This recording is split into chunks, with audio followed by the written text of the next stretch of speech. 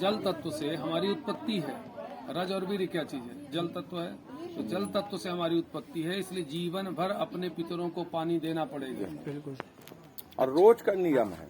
हमसे कई लोगों ने पूछा ना कि महाराज जी आपके यहाँ आरण्य संगम है, तो आरण्य संगम में पितरों का तर्पण या पिंडदान कर देने से उनका मोक्ष हो जाता है, बैकुंठ हो जाता है, और वहाँ गया श्राद्ध से 1000 गुना फल है। हमने कहा बिल्कुल सही बात है कि जो चीज गया जी में 1000 में एक चीज मिलेगी, वो अमरकंटक में 1 रुपए में 1000 मिलेगा।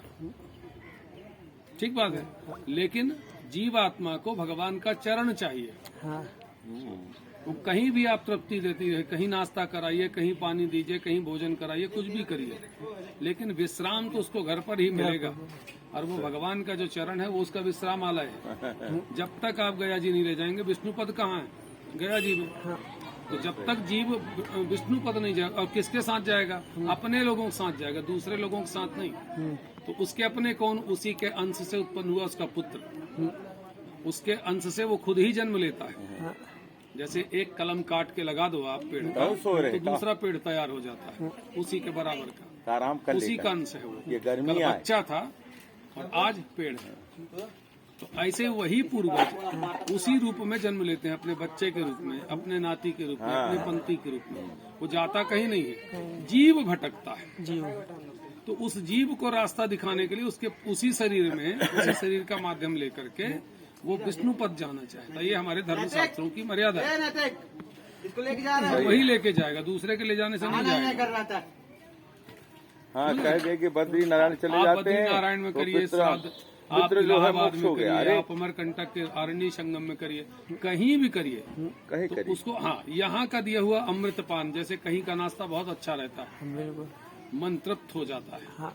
माता के पर से और मघा के बर से, कभी मातारी परस देती तो बड़ा आत्मा तृप्त हो जाता, चाहे थोड़ा सा खिला देगा। तो ऐसे कहीं कहीं पर पिंडदान किया हुआ ज्यादा तृप्तिकारक है, लेकिन उसकी मुक्ति चाहिए। हाँ, गया में। हाँ, तो वो गया जी में ही जाना पड़ेगा, उसके अलावा नहीं।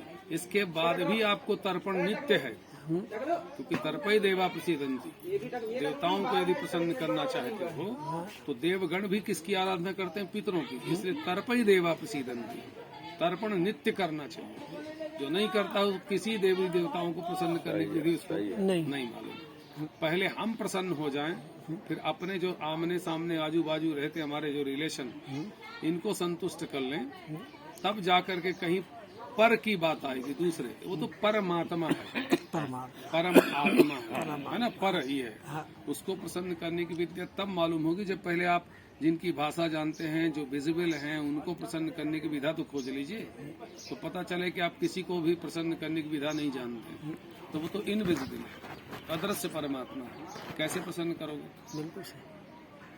हाँ, खुद को समझाया जा सकता है, गलत नहीं इन पाले रहो। पितृ अगर खुश है, मैंने अच्छा किया, मैंने अच्छा कहा, अपने अपन मन को डिग्री देते रहो खुद को, लेकिन जानते हो कि खुद तर नहीं सकते। स्वयं न खादन्ति फलानि वृक्षा पिबन्तु चाभ्यास स्वयमेव नद्यः। समझ रहे ना? मैं कह रहा जैसे त्रिपंडी जो श्राद्ध है, इसको पितृपक्ष में करना चाहिए या कभी भी हो सकता है? नहीं पितृपक्ष